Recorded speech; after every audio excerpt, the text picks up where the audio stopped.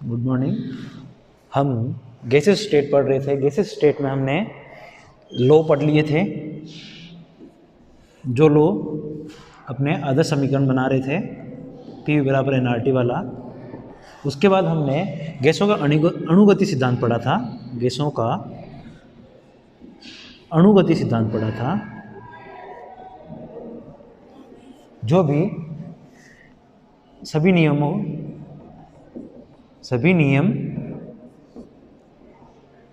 इसकी पालना करते थे। मतलब कौन से?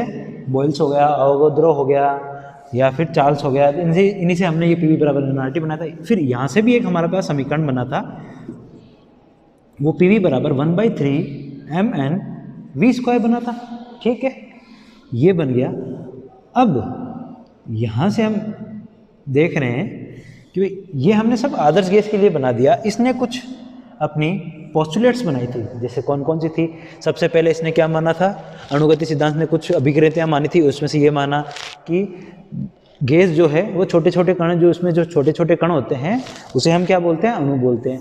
वह अणु, उनका एक आयतन होता है, ठीक है, पर वह आयतन गैस के कुल आयतन से हमेशा कम माना है। उसके साथ एक और क्या पोस्टुलेट्स मानी थी कि हमेशा गति करते रहते हैं और सीधी रेखा में गति करते हैं, ठीक है। और परमताप, जो इसका परमताप है उसकी काइनेटिक एनर्जी के प्रोपोर्शनल होता है। ये तो हमने प्रूफ भी किया था आखिर में। एक और था जिसमें क्या है कि ना इसमें कोई आकर्षण बल होता है कणों, इनके अणुओं में, ना कोई प्रतिकर्षण बल होता है, ठीक है। तो ये हम सब ने पढ़ा था। अब क्या था कि ये सब तो हो गया, ये हमने आदर्श गैस के लिए बात कर ली थी। वास्तविक गैसों में थोड़ा सा उल्टा था। अब हम वास्तविक गैस जो है उनको हमने कैसे देखा था कि भाई वास्तविक गैस को भी हम बना सकते हैं जब दाब बिल्कुल कम हो और ताप ज़्यादा हो, तो हम उन्हें वास्तविक को भी कैसा बना सकते हैं? अपने ये आदर्श गैस की तरह बिहेव करेगी। पर हर वक्त ये कंडीशन सही नहीं होती है, इसलिए तो अब आदर्श व्यवहार में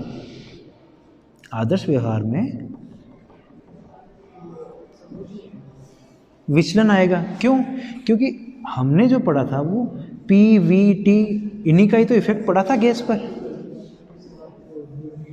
ठीक है। आदर्श गैस के लिए हमने ये जो पढ़ा कि भाई पीवीटी, तो ये तो पीवी बराबर एनआरटी हो गया। यहाँ तो सारा मामला एक से आया, ठीक है। यहाँ तो समान परिस्थितियों में प्रेशर, दाब, ये जो भी है, वॉल्यूम वगैरह, टेम्परेचर वगैरह, ये समान परिस्थितियों में रहता है, तब यहाँ तो कोई दिक्कत नहीं थी। पर अब इसमें जो रियल गैसेस थी वो हर वक्त तो इन सब लॉ को फॉलो नहीं करेगी। जो हमने इसके लिए लॉ बनाए थे पीवी बराबर एनआरटी, जहाँ से निकाला, हर वक्त उन लॉ को तो फॉलो नहीं करेगी। तो उसकी वजह से उनमें कुछ ना कुछ विचलन देखने को मिलेगा। अब वो विचलन कैसे हो सकते हैं उसी के बारे में बात करेंगे। और ये विचलन क्यों अराइज हुए? सबसे बड़ी बात, ये विचलन क्यों आए? हमने जब आदर्श अणुगति सिद्धांत पढ़ा उसके अकॉर्डिंग हमने सब निकाल लिया, और उसके अकॉर्डिंग नहीं होना चाहिए। पर क्यों आए? क्योंकि अणुगति सिद्धांत के अंदर दो अभिक्रियाएं ऐसी थी जो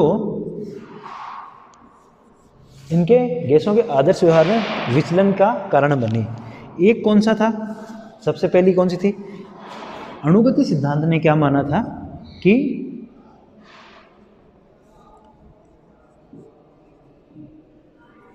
अणुओं का आयतन गैस के कुल आयतन की तुलना में नगण्य होता है, ठीक है। ये हमने पढ़ा था कि भाई जो गैस में जो भी अणु होते हैं उनका जो आयतन होता है वो गैस के कुल आयतन से कम होता है, ठीक है। ये हमने माना और नगण्य मान लिया। और एक पोस्टुलेट हमने क्या मानी थी कि इन अणुओं के मध्य किसी भी प्रकार का आकर्षण या प्रतिकर्षण नहीं होगा, ठीक है। ऐसा कुछ था, आकर्षण या प्रतिकर्षण नहीं होगा। यही तो चीज़ें थी जो हमने इनके लिए माननी थी। ये दो हमने माने, पर अब ये तो आदर्श के लिए था। वास्तविक में आदर्श गैसें होती ही नहीं है, होती तो सारी वास्तविक गैसें हैं। हम उन्हीं में क्या करते हैं कि प्रेशर, वॉल्यूम और टेम्परेचर में कुछ ना कुछ परिवर्तन करके उनको हम आदर्श गैसों की भांति व्यवहार करवाते हैं, ठीक है। फिर हम उनका अध्ययन करते हैं। तो इसका मतलब ये तो वेरी करने वाली चीज़ें हैं, जरूरी थोड़ी है हर वक्त वैसा ही रहे जिससे हमें आदर्श गैस मिले। तो और इनमें से भी ये दो अभिग्रहितियाँ अणुगति सिद्धांत की गलत हो गई थी, तभी हमें आदर्श व्यवहार में विचलन देखने को मिले। तब वहाँ हमें क्या देखने को मिला कि ये था, हमने पढ़ा था PV बराबर nRT, ठीक है। अब तो PV बाई RT बराबर n होता है, ठीक है, ये भी हो गया।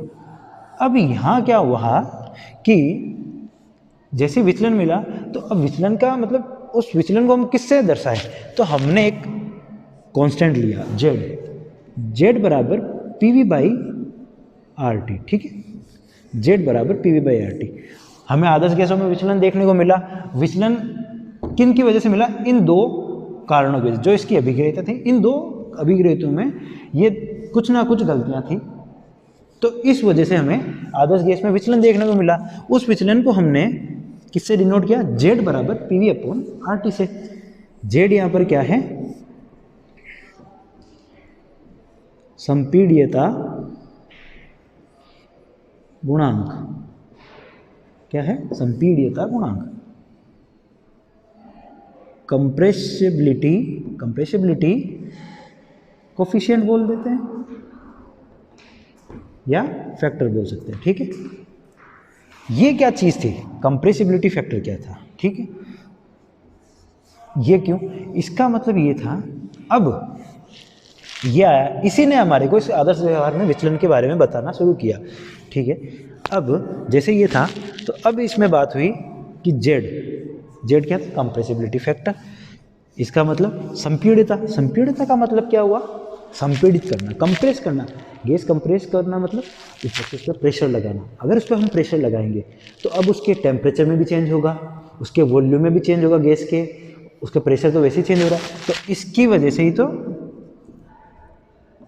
चेंजेस मिलेंगे, प्रेशर, वॉल्यूम। अब अगर हम किसी गैस को संपीड़ित करना शुरू करें, अगर हमारा प्रेशर उस पर लगे, जैसे ये गैस है, इस पर हम जैसे इसको प्रेशर बढ़ा रहे हैं, तो क्या होगा? अब गैस में जो पहले अणु थे वो इधर उधर आराम से गति कर पा रहे थे सीधी रेखा में, उनमें कोई दिक्कत नहीं थी, आराम से गति कर रहे थे, मुक्त थे अपने लिए। पर जैसे उन पर प्रेशर पड़ने लगा तो क्या हुआ उनके लिए? उनका धीरे धीरे उनकी जगह कम होने लगी। मतलब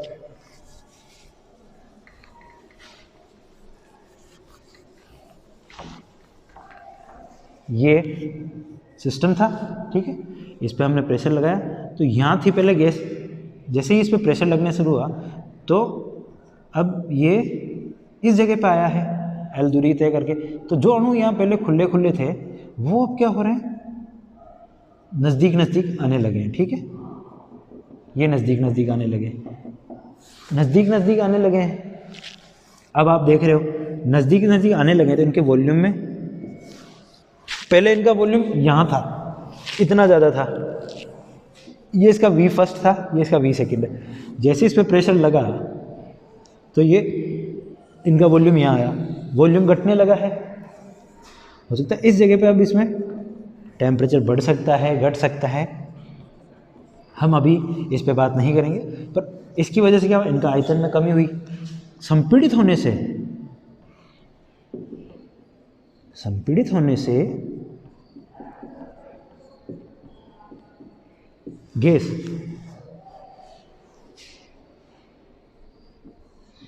ठंडी होने लगेगी। क्या होने लगेगी? ठंडी होने लगेगी। और जैसे गैस ठंडी होने लगेगी, कंडेंस होने ठंडी होने लगेगी, तो उसके जो अणु हैं वो आपस में मिलने लगेंगे, और मिलते मिलते वो कैसे होने लग जाएगी? द्रवित अवस्था में आने लगेगी, ठीक है, द्रवित अवस्था में आने लगेगी। इसका मतलब अब गैस किस में जा रही है? किस में कन्वर्ट हो रही है? लिक्विड में। ठीक है, किस में कन्वर्ट हो रही है, लिक्विड में। इसीलिए कंप्रेसिबिलिटी फैक्टर लिया गया एन की जगह पर, कि ये संपीड़ितता गुणांक क्या बताएगा, जैसे ही आप प्रेशर, वॉल्यूम, टेम्परेचर, इन तीनों में से किसी को भी आप इसके लिए बदलते हो तो ये एन नहीं रहता है, फिर वो जेड में कन्वर्ट हो जाता है। क्यों? क्योंकि ये तो एन बराबर 1 नंबर ऑफ मोल्स था, नंबर ऑफ मोल्स तो यही रहा, इसका मतलब इसमें परिवर्तन नहीं होना चाहिए। परंतु जैसे ही इनमें परिवर्तन हुआ तो गैस का अवस्था परिवर्तन होने लग गया, गैस अब द्रवित होने लग गई है, ठीक है, तो इसलिए इसकी जरूरत पड़ी। अब ये क्या था, अब ये द्रवित हो गया, द्रवित अवस्था होने लगी, इसका मतलब द्रवित अवस्था होने लगी, इसका मतलब क्या निकला, अपन ने क्या पढ़ा था, एक जो इसकी पोस्टुलेट थी, अपन वो क्या पढ़ रहे थे कि आकर्षण व प्रतिकर्षण, आकर्षण व प्रतिकर्षण नहीं होता है, क्या नहीं होता है, मतलब ये नहीं होता है किसमें, अणुगति सिद्धांत के अनुसार गैसों में ये चीज होती ही नहीं है। अगर ये नहीं होगी तो फिर वो ना तो गैस अपने आप को आकर्षित करेगी, उसके अणु ना तो आकर्षित होंगे, और आकर्षित नहीं होंगे तो आप उस पर कोई सा भी प्रेशर लगाओ उसको कोई फर्क नहीं पड़ना चाहिए था। ये अपनी अवस्था में गैस से लिक्विड नहीं जानी चाहिए थी, according to kinetic molecular theory, kinetic molecular theory, अणुगति सिद्धांत के अनुसार तो ऐसा नहीं होना चाहिए था, पर हम देख रहे हैं ऐसा हो रहा है, ठीक है, तो इसका मतलब गलत था ये, ठीक है, ये हो गया। अभी हम इसके बारे में सिर्फ ये समझा है कि ये क्या था, ये संपीड़ित करने पर ऐसा कुछ हुआ, तो ये कंप्रेसिबिलिटी फैक्टर वो चीज़ को बताएगा कि गैस द्रवित होगी नहीं होगी, और कितने पे आदर्श व्यवहार करेगी, कितने मान पर वो विचलन होके द्रवित में जाएगी या गर्म में रहेगी, जैसा भी है आसानी से द्रवित हो पाएगी या नहीं हो पाएगी, वही ये चीज़ बताएगा। तो उससे पहले हमने इसलिए इसको द्रवित अवस्था में लाया, तो अब यहाँ से समझ गए कि इसको जैसे हमने प्रेशर बढ़ाया तो ये द्रवित में आया, इसका मतलब इसमें आकर्षण हुआ, आपस में अणु जुड़े हैं, ये अणु आपस में आकर्षित करे हैं एक दूसरे को, तभी तो ये आपस में आसपास में ऐसे आए हैं, आकर्षण करने लगे, जुड़े, और जुड़े तो आयतन इनका कम हुआ, आयतन कम होने लगा और द्रवित अवस्था में पहुंच गए। सॉरी, ये तो हो गई, इसलिए पहला तो गलत हो गया, ठीक है। अब क्या था, अब हम दूसरा वाला देख रहे थे। हम क्या कह रहे थे, मतलब ये हमारे KMT कौन, काइनेटिक मॉलिक्यूलर थ्योरी क्या कह रही थी कि ये जो अणुओं का आयतन है, अणुओं का जो आयतन है वो नगण्य होता है, लेस देन होता है, लेस होता है बिल्कुल, किससे, गैस के आयतन से, गैस के आयतन से। अब भाई आदर्श गैस ले ले में, तो उनमें ना तो आकर्षण है, ना प्रतिकर्षण है, ना बल का कोई, ना कोई उन पे दाब का कोई फर्क पड़ना है, ठीक है। वास्तविक गैस है, उनका भी ऐसे शून्य दाब पे चलेगी तब तो ठीक है, तब तो आदर्श गैस व्यवहार करेगी। अब ये था कि ये लेसर हो गया, ठीक है। अब क्या था कि अभी तो इसका आयतन, इनके आयतन, मतलब इसका आयतन, इस अणु का आयतन, इस गैस के आयतन में, ये पूरा गैस का आयतन है इसके अंदर, मतलब गैस यहाँ तक फैली हुई है, तो ये तो गैस का आयतन हो गया, और ये इस पर्टिकुलर इस एक अणु का आयतन है। अब देखो ये इतना बड़ा तो एक आयतन, और ये इसके सामने ये, ठीक है, थोड़ा बड़ा कर लेते हैं ये। तो अब आप खुद बता सकते हो इतने बड़े में इतना सा तो नगण्य हो ही सकता है, इसको तो हम छोड़ सकते हैं, ठीक है। पर जैसे जैसे हमने प्रेशर बढ़ाया तो क्या हुआ, प्रेशर बढ़ने लगा, इस अणु के आयतन पे कोई फर्क पड़ा है क्या, कुछ फर्क नहीं पड़ा है, बस ये अब अपने दूसरे अणुओं से आकर्षित होगा और उनके पास रह जाएगा। पहले इसमें ये अणु यहाँ रहा होगा ना, और ये यहाँ रहा, तो इनके बीच में दूरी खूब थी, आयतन में कोई फर्क नहीं, इसका भी आयतन अलग है, इसका भी आयतन अलग है, पर ठीक है। अब क्या हुआ, जैसे जैसे हमने प्रेशर बढ़ाया, ठीक है, अब जैसे जैसे हमने प्रेशर बढ़ाया, अब क्या होगा, अब हम प्रेशर बढ़ाना स्टार्ट किए, तो ये गैस यहाँ आ गई, ठीक है, यहाँ आ गई, तो इनके अणु यहाँ आ गए, यहाँ आ गए, यहाँ आ गए, यहाँ आ गए, यहाँ आ गए, और प्रेशर बढ़ाया तो एक टाइम में ऐसा कुछ आ सकता है, गैस यहाँ आ गई है, कहाँ गई, यहाँ आ गई, तो ये अणु ये रहे, ये रहे, ये रहे, ये रहे, ये रहे। अब देखो यहाँ पर देखो, यहाँ पर गैस का आयतन कितना सा है, यहाँ पर गैस का आयतन इतना सा है, दिख रहा है गैस का आयतन, ये अगर मैंने गोले में डिनोट कर लिया तो इतना सा है, और उसके सामने अणु का आयतन कितना सा, इतना सा। अब आप इसको नेग्लिजिबल कर सकते हो क्या, नगण्य मान सकते हो क्या, नहीं। अब ये अणु का आयतन इस गैस पर कुछ ना कुछ इफेक्ट जरूर डालेगा, कुछ ना कुछ इफेक्ट जरूर डालेगा, तो अब हम इसे नगण्य नहीं मान सकते। इसका मतलब आदर्श गैस में जो KMT ने जो पोस्टुलेट मानी थी वो जैसे रियल गैस का आया उसमें ये गलत हुई ना, ये गलत हो गई। क्यों? क्योंकि ये तो कहता है इसके अकॉर्डिंग होना ही नहीं चाहिए, हमेशा नगण्य रहे, पर नगण्य हो ही नहीं सकता। हम खुद देख रहे हैं ये इतना सा, इसके बराबर तो ये नगण्य नहीं माना जा सकता, तो ये चीज़ हो गई यहाँ पर, ठीक है, ये हो गया। अब इस पे कईयों ने रिसर्च किए थे, जिसमें से अमेगेट भी थे। अमेगेट ने इन पे वक्र बनाया था, उन्होंने जेड की वैल्यूज़ देख देख के इन पे वक्र बनाया था कि जेड की क्या क्या वैल्यूज़ हो सकती है और कैसे हो सकती है। तो अब अपन ये दो पोस्टुलेट्स का पता तो हमें चल चुका है कि एक तो गैसों में आकर्षण मिलेगा ही मिलेगा, ठीक है, दूसरा उनके आयतन के जो उनके उपस्थित अणु हैं उनका आयतन हम नगण्य नहीं मान सकते हैं वास्तविक गैसों में।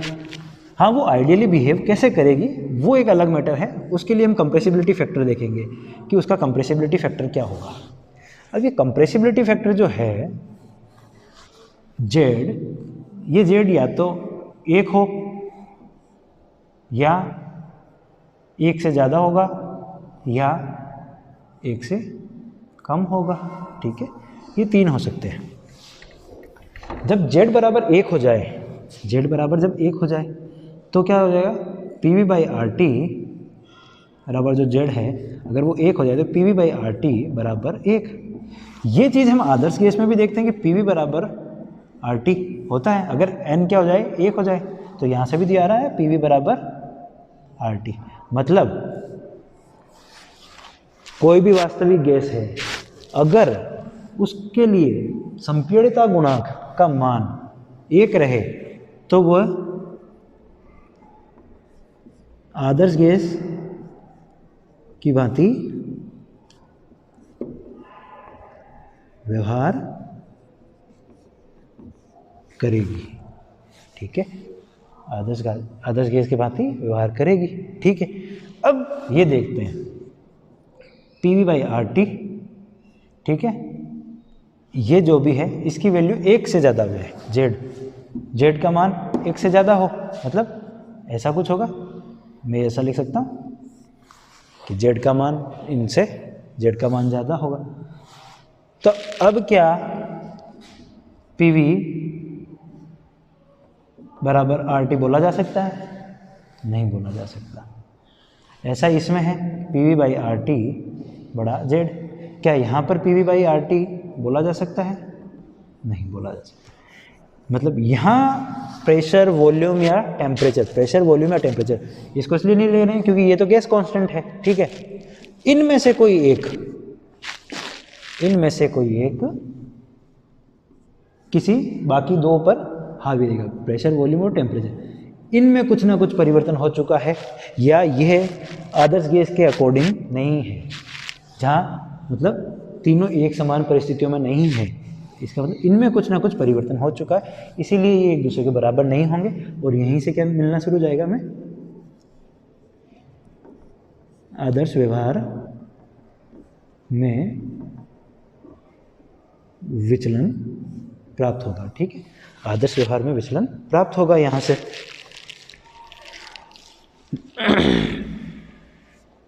ठीक है, यहाँ तो ये आ गया। अगर अब हम जेड के बारे में पता कर लिए कि ये है, जेड ऐसी ऐसी चीज़ें बताएगा, आदर्श व्यवहार में विचलन इन दो जगहों पे बताएगा। मतलब अब यहीं पे हमें देखना है कि प्रेशर वॉल्यूम और टेम्परेचर में किसमें क्या परिवर्तन हो रहा है जिसकी वजह से आदर्श व्यवहार में विचलन आ रहा है, ठीक है। यहाँ तो ये फिक्स हो चुका है कि एक का मतलब, अब अगर मैं Z और P के बीच में ग्राफ लूँ, Z और P के बीच में ग्राफ लूँ, ठीक है, तो कैसा रहेगा, Z और P के बीच में ग्राफ लेने पर सिंपल सी बात है, एक वैल्यू लिए, ये रहा एक यहाँ पर, मतलब ये रहा,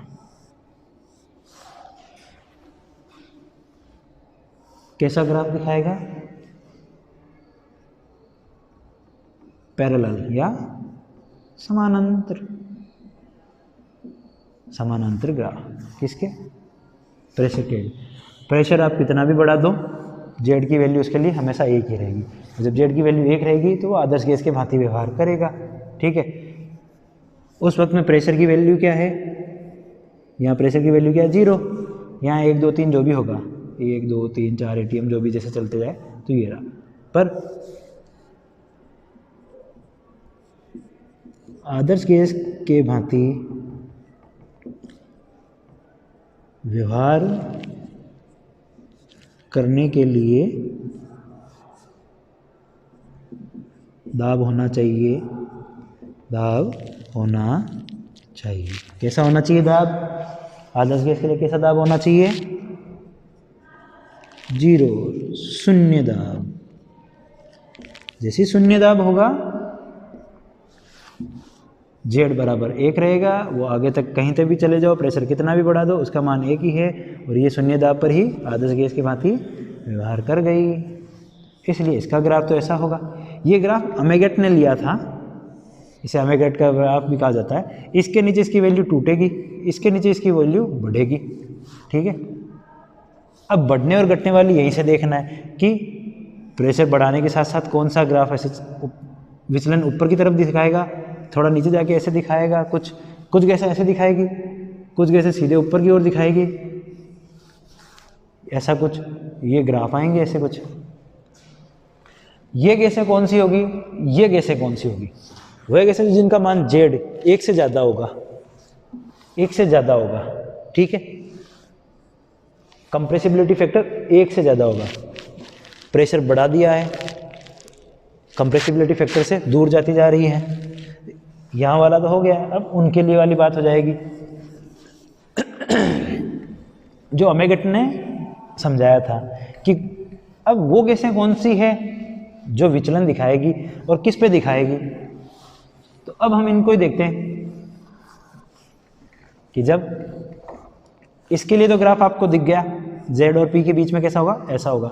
पर Z और P के लिए इसका ग्राफ कैसा होगा और इसका ग्राफ कैसा होगा? यहाँ ऐसा लिख लेना अगर किसी को कन्फ्यूजन हो तो Z बराबर 1, Z बराबर, और यहाँ पर ये रहा Z, ठीक है। अब Z की वैल्यू 1 से ज़्यादा है, 1 से ज़्यादा मतलब यहाँ 1 है तो यहाँ तो 0.5 होगा, यहाँ 0 मान लिया, यहाँ 0.5 मान लिया, जो भी यहाँ 0.3 मान लो ऐसे। यहाँ आप अगर 1.5 मान लो, आगे 1.8 जैसे भी चलता जाएगा, जो भी है आराम से आप उसको ले सकते हो, ठीक है। अपन 0.5 ले लिया। अब क्या कह रहा है? जेड का वैल्यू क्या होगा? 1 से ज़्यादा होगा। पहले तो क्या होगा? जब तक शून्य दाब रहेगा, जब तक दाब नहीं बढ़ाया गया है, तब तक तो गैस यहीं रहेगी, मतलब आदर्श गैस की भांति व्यवहार करती रहेगी। पर जैसे जैसे हम दाब बढ़ाते चलेंगे, क्या दाब बढ़ाते चले, गैस विचलित होने लग जाएगी, इस लाइन से ऊपर की ओर उठने लग जाएगी, ठीक है। ऐसा कुछ और भी उठ सकती है, ये रहा। एक तो ये गैसें होंगी, एक गैसें क्या होगी कि शून्य दाब पे तो यहीं पड़ी है, पर थोड़ा सा प्रेशर बढ़ा तो पहले नीचे की ओर बढ़ेगी, ठीक है। मतलब कंप्रेसिबिलिटी फैक्टर का मान घट रहा है, घटा, यहाँ घटा, यहाँ घटा, यहाँ घटा, यहाँ घटा, यहाँ वापस उनका बढ़ने लगेगा। जैसे जैसे प्रेशर अब बढ़ने लगा, पहले प्रेशर बढ़ा, ये गैसें नीचे की ओर आई, ठीक है। फिर वापस प्रेशर जैसे जैसे बढ़ने लगा तो ये भी ऊपर की ओर निकल जाएगी, जैसे ऐसे ऊपर की ओर निकल जाएगी। तो इनमें क्या होगा? पहले प्रेशर यहाँ पे भी बढ़ ही रहा है, पर पहले कैसा शो करती है ये? नीचे की ओर, मतलब कंप्रेसिबिलिटी फैक्टर इनका घटता है। घटने का मतलब और बढ़ने का मतलब अब हम क्या समझेंगे? बढ़ा, यहाँ आ गया। अगर गैस को संपीड़ित करना है, कंप्रेस करना है, तो वैल्यू कहाँ रहनी चाहिए? इसके पास रहनी चाहिए। क्या इसके पास वैल्यू है? तो क्या इन्हें आसानी से संपीड़ित किया जा सकता है?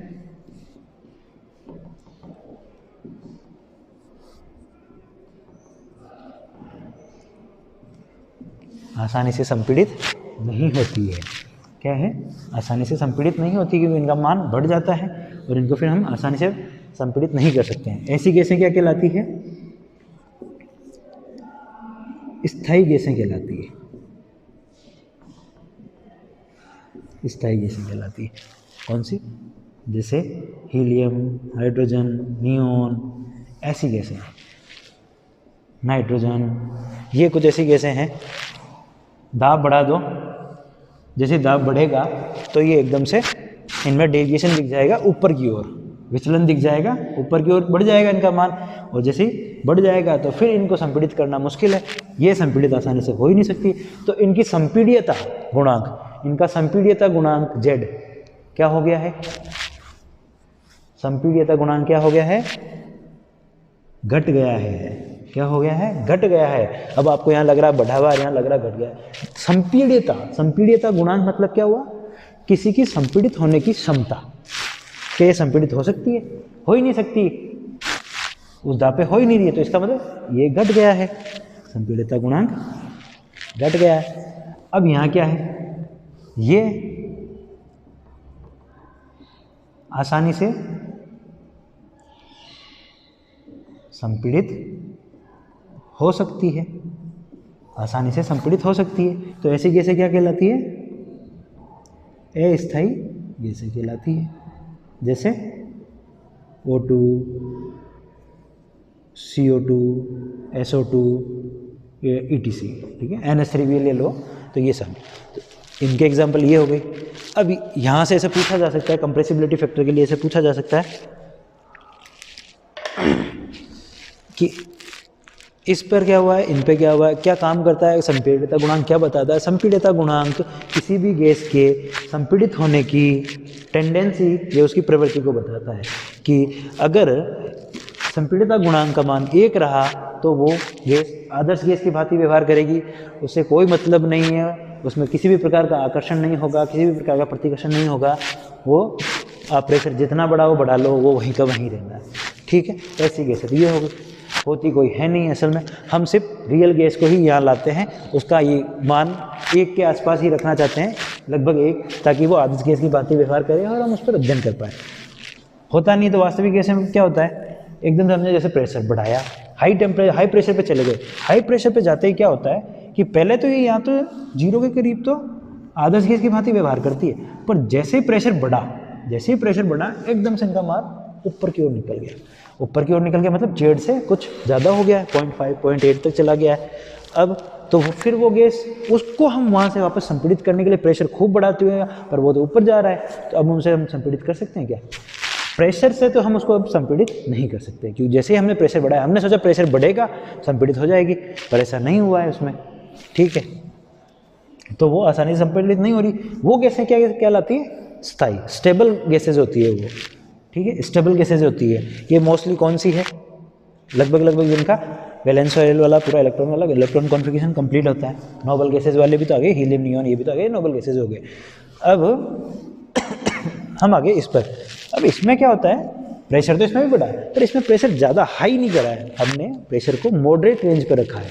मॉडरेट रेंज से जैसे ही करते हैं तो पहले क्या होता है कि संपीड़ितता गुणांक का मान घटता है, इसका मतलब नीचे आ जाता है, और नीचे आ गया तो वो गैसें अस्थायी हो गई। अब हम उन्हें संपीड़ित, एक प्रेशर पे ही संपीड़ित करके उनको लिक्विड में कर सकते हैं, पर हमने अगर उनका प्रेशर और ज़्यादा बढ़ाया तो वो मान इसको जेड को क्रॉस करके ऊपर की ओर चली जाएगी और वहाँ वो वापस संपीड़ित नहीं होगी। पर ये यहीं संपीड़ित हो जाती है, पहले हमें संपीड़ित करना है, यहाँ संपीड़ित हो गई, ये आसानी से संपीड़ित हो गई, इसका मतलब ये कैसे ये हो गई, ठीक है।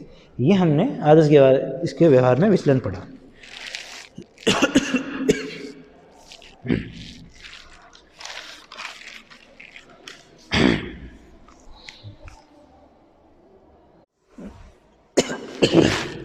सॉरी, तो हमने ये देखा।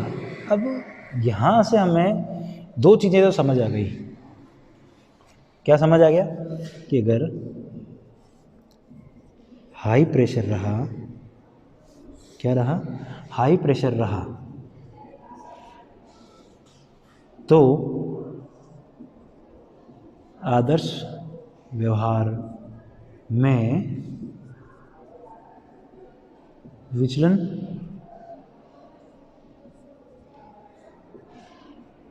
अधिक होगा, ठीक है। हाई प्रेशर रहा तो आदर्श व्यवहार में विचलन अधिक होगा। क्यों? क्योंकि गैस किस में कन्वर्ट हो जाएगी उस वक्त में, लिक्विड में जा भी चली भी जाएगी, ऐसा कुछ भी है, ठीक है। ये भी एक कहा जा सकता है। ये क्यों बोला मैंने कि गैस लिक्विड में चली जाएगी, क्योंकि ये इसकी दूसरी जो पोस्टुलेट थी कि आयतन नगण्य नहीं होता है या नगण्य माना जाता है, उसको गलत साबित करती है, ठीक है। तो आदर्श व्यवहार में विचलन दिखाता है। एक और था कि आकर्षण वाला। आकर्षण में हमने क्या बोला, ये द्रवीकृत हो रही है ना, जो द्रवीकृत हो रही है, ये किस वक्त हो रही है,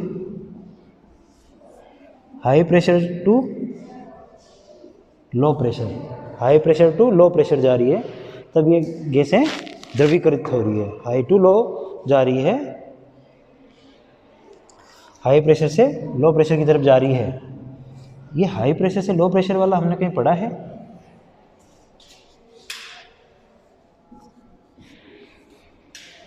हाई प्रेशर से लो प्रेशर, ये हम पढ़ते हैं जूल थॉमसन इफेक्ट में। कौन सा? जूल थॉमसन इफेक्ट में।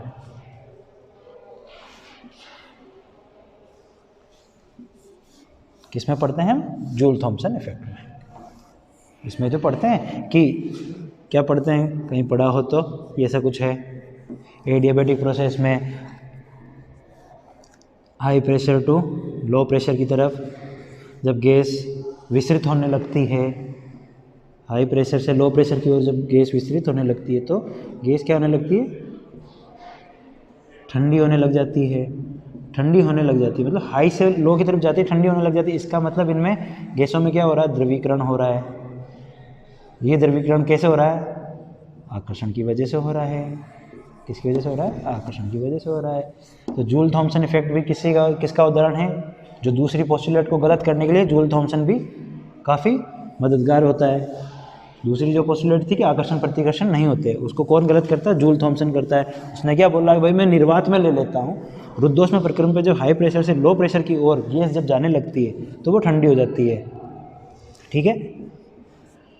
ठंडी होने लग जाती है मतलब यहाँ जो टेम्परेचर था T1 रहा होगा, गैस यहाँ पहुँच गई T2 रहा होगा, तो ज़्यादा कौन रहा होगा? T1 ज़्यादा रहा होगा T2 से।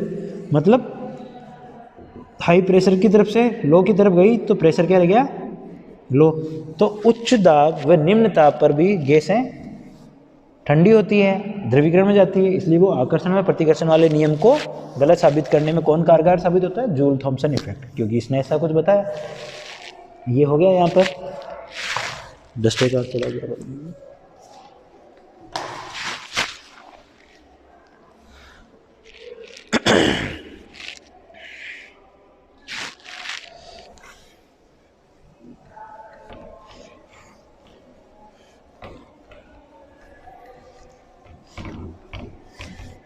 तो हमने दो पोस्टुलेट्स को गलत करने वाला, जो एक को आकर्षण वाले को कौन गलत कर रहा है? जूल थॉमसन गलत कर रहा है।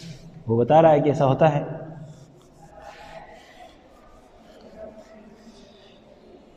तो इसका मतलब अब अपने PV बराबर nRT आदर्श के अलावा तो कहीं काम आनी नहीं है। PV बराबर nRT आदर्श के अलावा तो कहीं काम आनी नहीं है। इसका मतलब अब हमें कुछ इसके अंदर कुछ ना कुछ तो संशोधन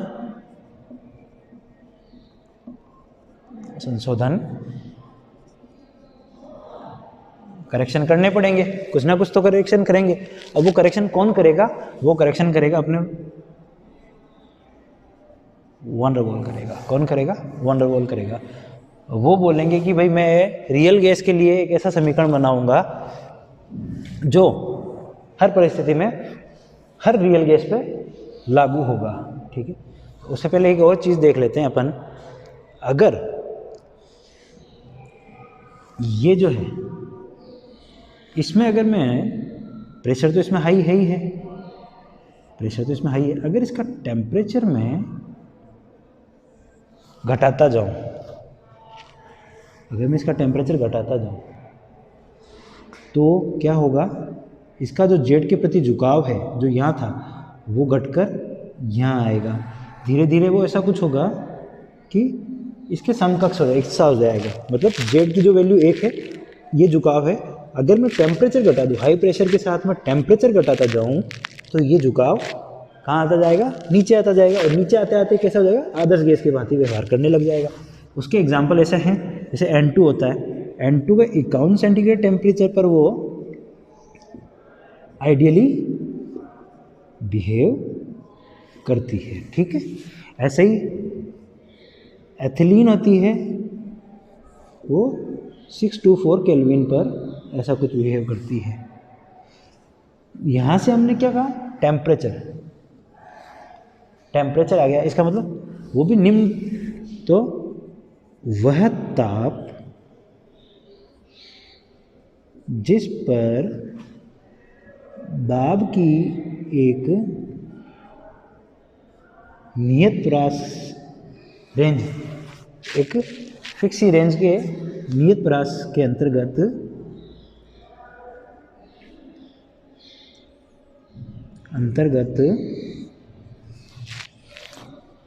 गैसें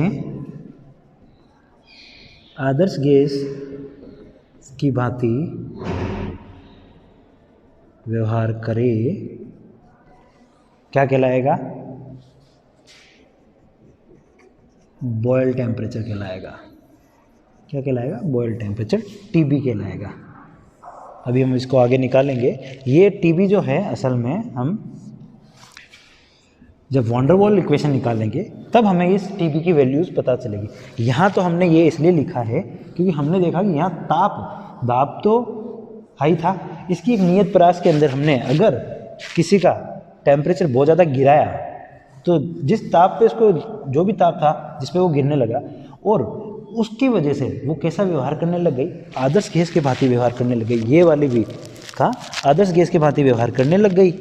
इधर जो विचलन दोनों दिखा रहे हैं, ये इसकी तरह व्यवहार करने लग गई, वो क्या कहलाई, बॉयल टेम्परेचर कहलाया, क्योंकि बॉयल भैया ने इसको वापस बताया था, तो ये बॉयल टेम्परेचर टीबी कहलाया, ठीक है, TB Boyle temperature.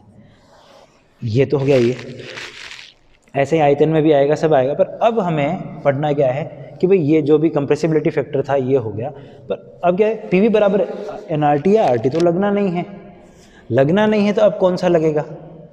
Von der वाल ने कहा कि इसके लिए मैं संशोधन करके दूंगा। अब वो संशोधन आपको दाब में भी करना पड़ेगा और आपको आयतन में भी करना पड़ेगा, ऐसा कुछ है। दाब में भी करना पड़ेगा और आयतन में भी करना पड़ेगा।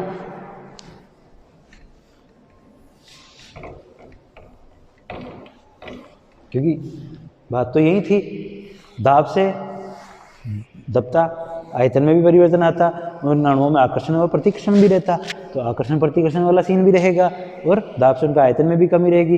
तो दाब और आयतन इन दो में ही संशोधन करेंगे तो हम नई इक्वेशन को प्राप्त कर लेंगे कि भाई ये पीवी था, इस वी के अंदर इस वॉल्यूम में करेक्शन करना है। करने की जरूरत क्यों पड़ी, क्योंकि पोस्टुलेट्स ने माना था कि कोई जो इसका जो अणु का जो वॉल्यूम होता है वो लेस होता है गैस के वॉल्यूम से, ये बोला था, वो कि गलत करना था, गलत हो रहा था। क्यों, क्योंकि नहीं, ऐसा नहीं होता है। आखिर में जैसे ज़्यादा दाब हो जाता है तो ये बराबर सा हो जाता है। तो इसका मतलब जो ये V है,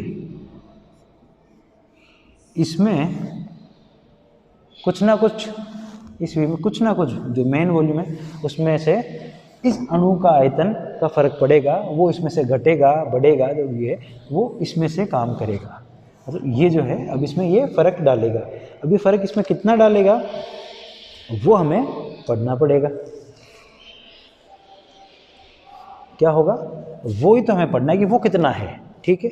उसके लिए हम सीधा सीधा एक चीज समझते हैं,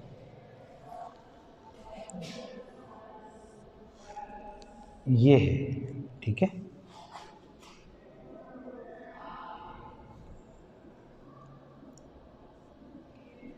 ये कोई गैस है और इनमें उपस्थित ये अणु है, मॉलिक्यूल्स है और उनका कुछ ना कुछ आयतन है, ठीक है। अब ऐसा था, ये आयतन इतनी जगह तो खुद घेर रहा है, साथ में ये इतनी जगह और घेरेगा, तभी तो ये दूर दूर रहते हैं आपस में, ठीक है। तो ये इसका मतलब ये इसके पास इतना दूर दूर रह रहा है, ये रहा है, ये इतना आयतन अपने चारों तरफ और घेरेगा, इसके अंदर ये किसी भी और अणु को नहीं आने देगा। नहीं आने देगा मतलब ये अकेला इतनी जगह घेर के रखेगा, ठीक है। वही तो हमें इसमें से घटा के रखना है। अब वो कितना होगा, ठीक है। जैसे अज्यूम क्या करते हैं हम, माना ये एक अणु है, ठीक है, इसके पास में एक अणु आ गया, मान लो आ गया, ठीक है। अब ये रहा और ये रहा, इसकी रेडियस r है, इसकी भी रेडियस r है, ठीक है।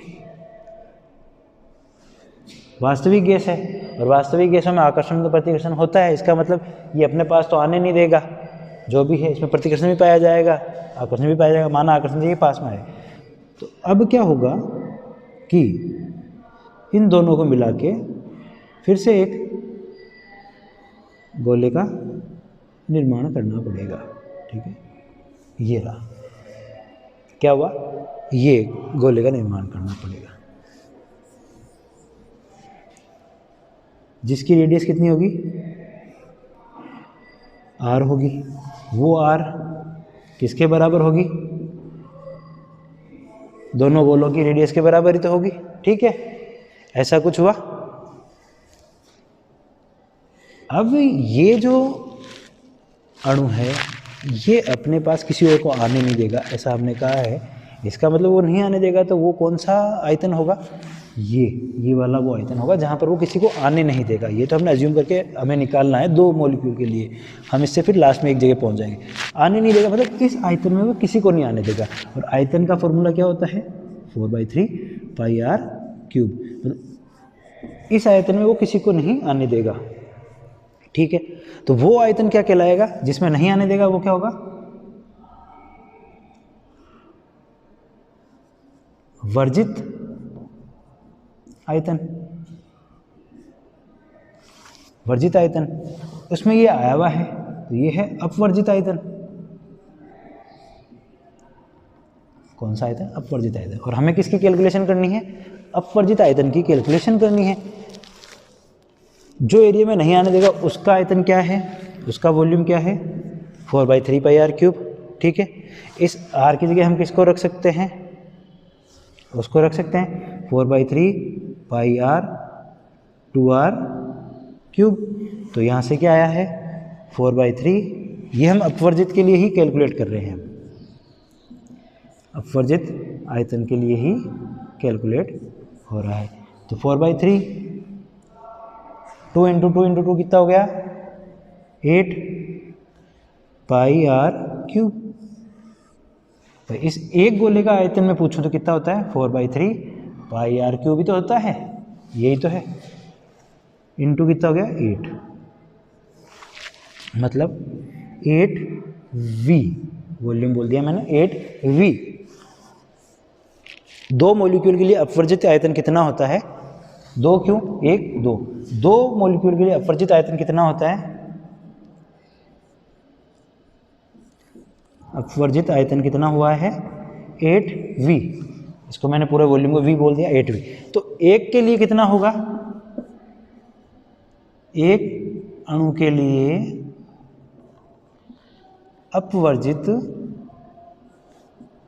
आयतन होगा, कितना होगा, इसका आधा कर लो 4v। मतलब यहाँ से हमने क्या कैलकुलेट किया, हमें ये समझ नहीं आएगा हमने क्या किया है। तो हमने क्या किया, हमने देखा कि भाई जो पोस्टुलेट थी उसमें क्या था कि आयतन की तो बात हो रही थी, अणुओं का आयतन। तो ये अणुओं का आयतन जो था, जो भी था, ये क्या था, ये जब जहाँ रहता है गैस के अंदर, वो अपने तरफ चारों तरफ एक ऐसी बॉडी और बना लेता है जिसमें वो उस सराउंड में वो किसी और अणु को अपने पास नहीं आने देगा। इसका मतलब उसके साथ प्रतिकर्षण तो करेगा। इसी से हमारी KMT की जो पोस्टुलेट थी वो गलत हुई है कि भाई ये प्रतिकर्षण या आकर्षण तो करेगा। अब माना ये आकर्षित करते हुए कोई एक अणु इसके पास आया, R वाला, तो ठीक है, वो इसके पास आकर्षित में आ गया, असल में तो आएगा नहीं। क्योंकि हमें क्या देखना है, हमें देखना है कि ये अपने आसपास के एरिया में किसी और को नहीं आने देता है, ये अकेला रहता है, कहीं और किसी और को नहीं आने देता। क्यों, अगर इसके पास अणु आ जाएंगे, माना इसके पास अगर अणु आ गए, तो पोस्टुलेट्स में क्या था, एक पोस्टुलेट्स क्या थी, मुक्त रूप से गति करते रहते हैं सीधी रेखा में। क्या ये गति कर पाएगा? कर ही नहीं पाएगा। क्यों? क्योंकि इसको चारों तरफ से घेर लिया जाएगा, घेर लिया जाएगा तो ये किधर गति करेगा? किधर भी गति नहीं कर पा रहा है। तो इसलिए ये अपने चारों तरफ ऐसा एक एरिया बना के रखता है जिसमें ये किसी को नहीं आने देवे। ठीक है, यही था। तो नहीं आने देवे वो वर्जित हो गया। और इस पे थे हम, ये रहा, ये कौन सा आयतन था? ये अपने एक मॉलिक्यूल के लिए अपना वर्जित एक आयतन था कि इसमें ये किसी और को नहीं आने देगा। अब इस पे ये आया है तो ये इसका अपवर्जित आयतन। अपवर्जित आयतन क्या है? कोई पूछ रहे हो कि अपवर्जित आयतन क्या है? अपवर्जित आयतन अभी मैंने जस्ट बताया कि अगर इसके चारों तरफ अणु आ गए तो ये क्या करेंगे? अब ये अणु अगर इसके सामने आ गया तो क्या अब ये अणु इधर गति कर पाएगा? नहीं, क्योंकि इसके सामने तो ये आ गया, तो ये इसकी गति में कुछ ना कुछ तो बाधा डाल रहा है। तो अपवर्जित आयतन क्या है, जिसे हम बी से या एन बी से इससे डिनोट करेंगे, कि एन मोल के लिए लेंगे बी से डिनोट करेंगे। अपवर्जित आयतन को किससे डिनोट करेंगे? बी से। कैसा है? जो गैस के अणु को घेर लेवे, ठीक है, और उसकी गति या स्वतंत्र विचरण में बाधा उत्पन्न करे, बाधा उत्पन्न करे, वह अपवर्जित आयतन कहलाता है। मतलब ये हो गया, यही अपवर्जित। और अब उस अपवर्जित आयतन को हमने कैसे निकाला? सीधा सीधा सिंपल सा है कि भाई गोले का आयतन कितना होता है? 4/3πr³। ये बड़ा वाला गोला जो हम मान रहे हैं कि ये हमारा वर्जित वाला होगा, ठीक है, वर्जित, कि भाई इतना तो इसको अपना एरिया चाहिए, ठीक है, इतना एरिया इसको अपना चाहिए जिसमें ये स्वतंत्र विचरण कर सके। पर जैसे इसके पास कोई अणु आ जाता है प्रेशर बढ़ने के कारण, तो वो क्या करता है? उसकी गति को रोकता है, उसकी गति को रोकता है या बाधा उत्पन्न करता है। तो वो उसके लिए क्या हो जाता है? उसका अपवर्जित आयतन हो गया, उसको जाने नहीं दे रहा है, उसको रोक रहा है, उसके आयतन में इंटरफेयर कर रहा है। वो कितना हुआ? वो हमने निकाला 8V। किसके लिए? दो मॉलिक्यूल्स के लिए, दो अणुओं के लिए अपवर्जित आयतन कितना निकाला हमने? 8V। तो एक के लिए कितना होगा? 4V। मतलब इस एक अणु को अपने चारों तरफ, इस एक अणु को अपने चारों तरफ 4 गुना स्पेस चाहिए। गैस के एक अणु को चारों तरफ 4 गुना स्पेस चाहिए स्वतंत्र विचरण करने के लिए। मतलब ये इसका भले ही इतना सा है पर इसको इतना एरिया अपना खुद का अलग से चाहिए जिसमें ये आराम से मूवमेंट कर सके, ठीक है। PV बराबर nRT में तो ऐसा कुछ नहीं था, ठीक है। तो अब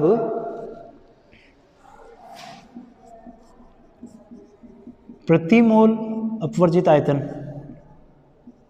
प्रति मोल अपवर्जित आयतन, ये तो हमने ये निकाला इसके लिए। अब प्रति मोल, हर एक मोल के लिए। तो अब उसमें क्या हो कि इस 4V को हम किससे गुणा कर दें?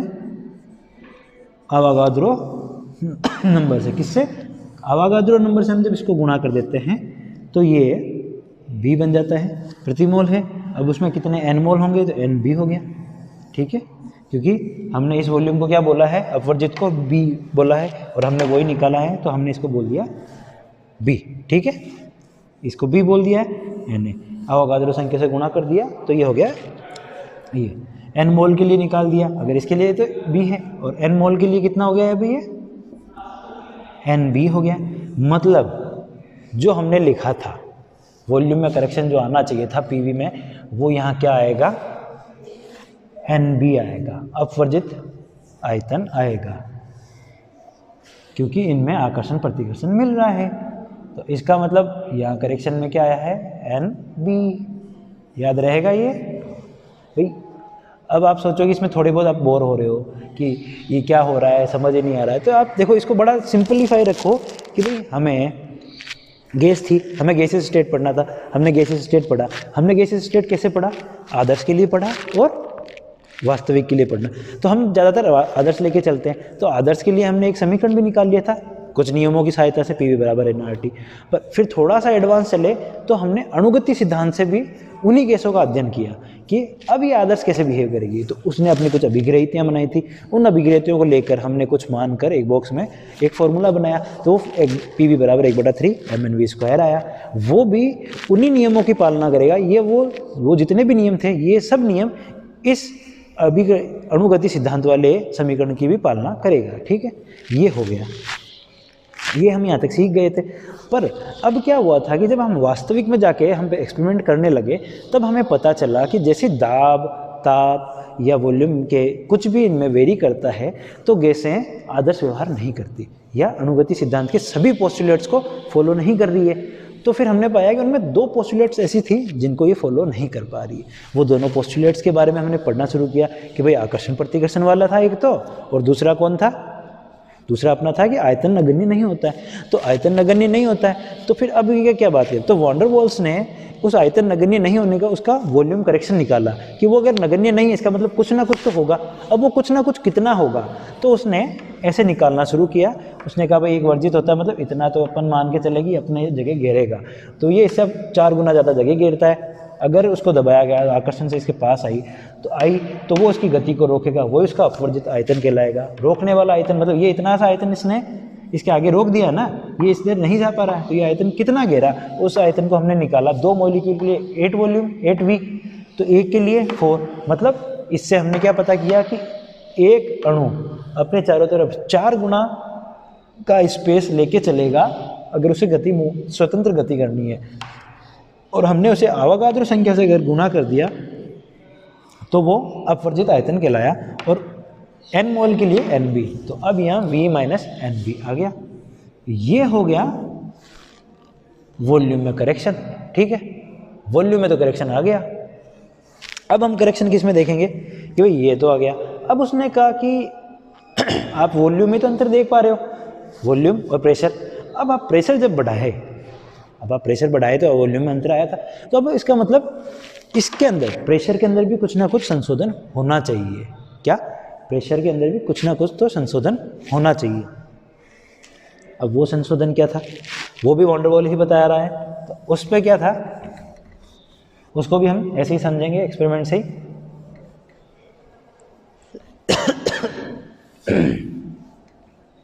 कुल मिला के हमें जब घूमना है तो सिर्फ आकर्षण प्रतिकर्षण पे ही घूमना है और कहीं नहीं जाना है।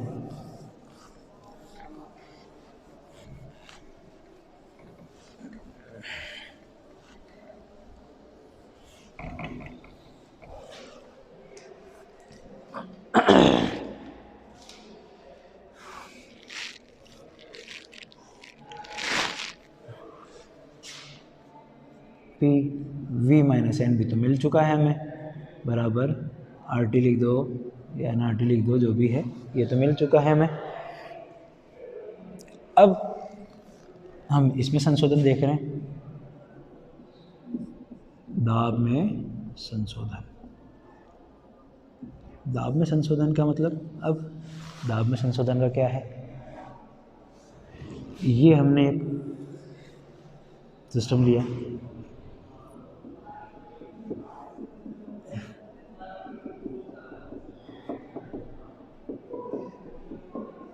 ये है अणु है, गति कर रहे हैं, ये इधर गति कर रहा है, इधर गति कर रहा है, या इधर गति कर रहा है, या इधर गति कर रहा है, या इधर गति कर रहा है, जिधर भी ये रे सीधी रेखा में ही गति कर रहे हैं। ठीक है, यहाँ जाके टकराते भी होंगे, एक दाब का अनुभव भी करता होगा उस टाइम पे। ये भी हमने लिखा था कि ये जब गति करते हैं, पात्र की दीवारों से टकराते हैं, तो एक दाब का अनुभव करते हैं, उसे गैसीय दाब कहते हैं। गैसीय क्यों? जो गैस के अणु हैं वही तो लगा रहे हैं, वो अनुभव करते हैं।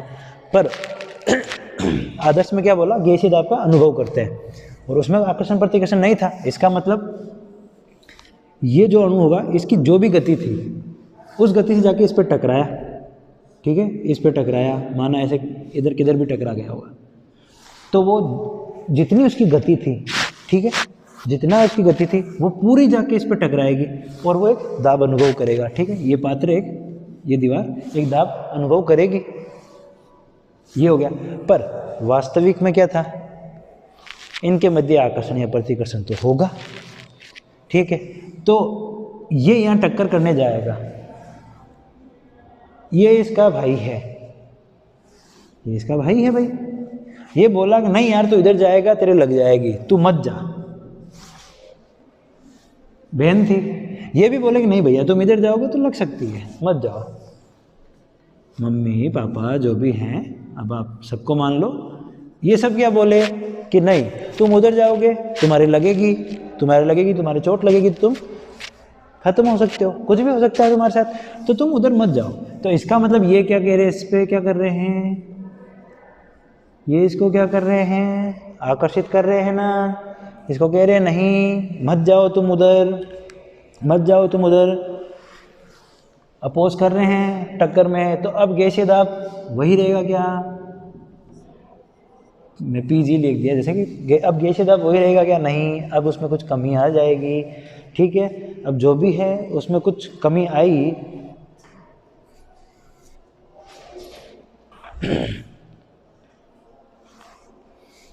उसमें जो भी कमी आई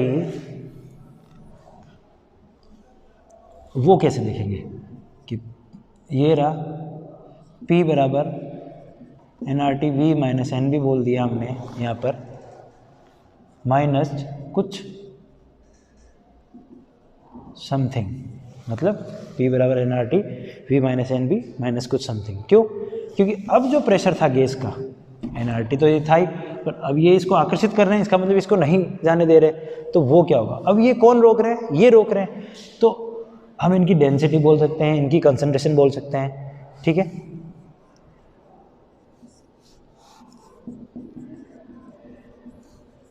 अट्रैक्ट करने वाले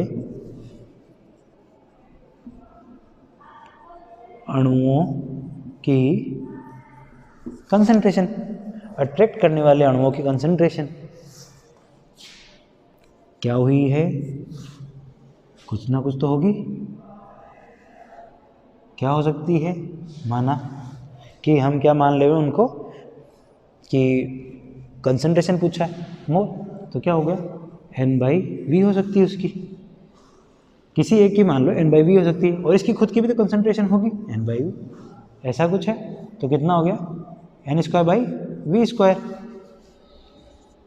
किसकी कंसंट्रेशन हो गई, किसके प्रोपोर्शनल होगी, इनके अणुओं की कंसंट्रेशन के प्रोपोर्शनल होगी।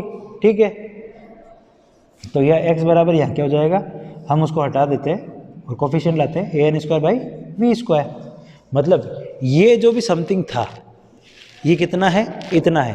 क्यों है, सिर्फ पॉइंट इतना सा ही याद रखना है, कुछ याद नहीं रखना है, कि ये याद रखना है कि भाई ये जो गैसीय दाब जो अणु इसमें जाके टकराता है उसको टकराने नहीं दिया जाता है, क्योंकि कुछ ना कुछ इनका क्या होता है, आकर्षण होता है इनके प्रति। तो ये इस पे जितनी दाब से इसको जाके टकराना चाहिए उतने दाब से ये टकरा नहीं पाता है, इसका मतलब इसमें कुछ ना कुछ कमी रही होगी। तो PV बराबर nRT माइनस समथिंग कुछ घटाना पड़ेगा, ताकि वो प्रेशर पता चले कि एग्जैक्ट प्रेशर कितना लगा। वो डिपेंड करेगा सिर्फ और सिर्फ अणुओं की कंसंट्रेशन पर। किस पर, mole by volume, mole by volume, mole by volume. किस पे डिपेंड करेगा, उसकी कंसंट्रेशन पे डिपेंड करेगा।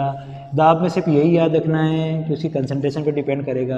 वो कंसंट्रेशन कैसे निकाली हमने, जैसे N²/V², उसको हटाया AN²/V², किस में से हटा देंगे, P बराबर nRT/V माइनस NB बराबर माइनस AN²/V²। अभी हम इधर भेज देंगे तो P plus AN²/V², V minus NB बराबर nRT। ठीक है, ये लो nRT, यही तो था van der Waals gas equation. उसने ये दो चीज़ें अराइज कर दी, ये तो आयतन को बता रहा था, ये उसकी कंसंट्रेशन में बता रहा था। ठीक है, इसकी कंसंट्रेशन के साथ लगा था।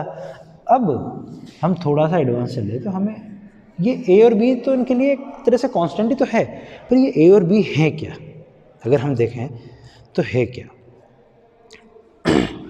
आयतन में फ़र्क आ रहा था, जो आयतन हम मान रहे थे कि मतलब गैस का आयतन वही रहना चाहिए, उससे नगण्य होना चाहिए, अणुओं का आयतन पर नहीं होता है, इसका मतलब इसका कुछ ना कुछ ये है। तो अगर हम कभी कहीं पे भी बात करें, ये हमने फॉर्मूला तो राइज कर दिया इससे कि P बराबर nRT वाला जो था अब रियल गैस में ये वाला formula P plus AN² by V square V minus NB बराबर nRT, ये हर रियल गैस पे लगेगा। पर अब इसमें क्या था, A और B, असल में अगर A और B का सीधा सीधा कुछ पूछे तो A होती है अट्रैक्टिव टर्म, B होती है रिपल्सिव टर्म, ठीक है। ए क्या होती है इसकी अट्रैक्टिव टर्म, अट्रैक्ट कर रहा है ना इसको, तो ये इसकी अट्रैक्टिव टर्म है, ये इसको अट्रैक्ट कर रही है, ये इसकी रिपल्सिव है, ये इसको रिपेल कर रही है, मतलब वो उतना नहीं चाहिए उसको, उसके पास नहीं चाहिए ना भाई, ये अणु इसको अपने पास नहीं आने देना चाहता है क्योंकि इसको इतना एरिया चाहिए, पर ये अणु इसके पास आ रहा है, इसका मतलब ये तो इसकी रिपल्सिव टर्म है, प्रतिकर्षण करने वाली, और ये इसकी आकर्षण करने वाली टर्म्स है, ठीक है। ये दो चीज़ें याद रखनी पड़ती है और ये फॉर्मूला निकलता है, ये फिर सब पे बराबर लागू हो जाता है, समझे आप। ये हमने आज पढ़ लिया है van der Waals gas equation का फॉर्मूला। अब हमारे पास यहाँ से अब हम क्या क्या सीख चुके हैं, अब हमने गैसेस स्टेट में क्या क्या पढ़ लिया है, हमने भले ही कम पढ़ा है पर हमने अभी तक ये देख लिया कि भाई गैसेस स्टेट, इस पे लागू होने वाला सबसे पहला फॉर्मूला कौन सा था, PV बराबर nRT था। पर फिर हमें लगा कि कुछ और भी हो सकता है इसमें, हम इसके अणुओं की गतियों के अनुसार भी कुछ देखा जा सकता है, क्योंकि ये अणु इसमें गति तो करेंगे, तो हमने कुछ अजम्पशंस मानी, वो किस में आई थी, अणुगति सिद्धांत के अनुसार कुछ अजम्पशंस आई थी। उन अजम्पशंस के अकॉर्डिंग हमने एक फॉर्मूला बनाया था, वो क्या था भाई, पहला आया था PV बराबर nRT आया था, फिर आया था PV बराबर 1/3 MnV² आया था, उसके बाद इसमें भी कुछ कमियां रह गई थी, ठीक है, इसमें भी कुछ कमियां रह गई थी जिसकी वजह से आदर्श गैस में व्यवहार में विचलन आया, तो वहाँ हमारा PV बराबर RT/Z आया, उस विचलन को हमने Z से बताया, Z वहाँ संपीड़ितता गुणांक था कि कहाँ पर क्या रहेगा, कहाँ पर क्या रहेगा, इसके 3 वैल्यू थे, एक से ज़्यादा और एक से कम, ये दो विचलन को दर्शाती थी। ये विचलन किस वजह से दर्शाया गया था, ये विचलन दो चीज़ों की, दो कमियों से, जो इसके पोस्टुलेट्स में कमी थी, आकर्षण वाला और आयतन वाला, मतलब आकर्षण और आयतन वाले दो विचलन पढ़े, ठीक है। उन दो विचलनों को पढ़ लिया कि भाई क्या क्या होता है, उस विचलन को समझाने के लिए या इन फॉर्मूलों को बदलने के लिए कौन आया, वॉन डेर वाल आया। उसने बोला कि भाई तुम इसमें ये और इसमें ये कर दो, तो अब तुम कोई से भी वास्तविक गैस ले लो, उस पर फिर से तुम्हारे जो भी तुम नियम लगा रहे थे वो सारे वापस लागू हो जाएंगे।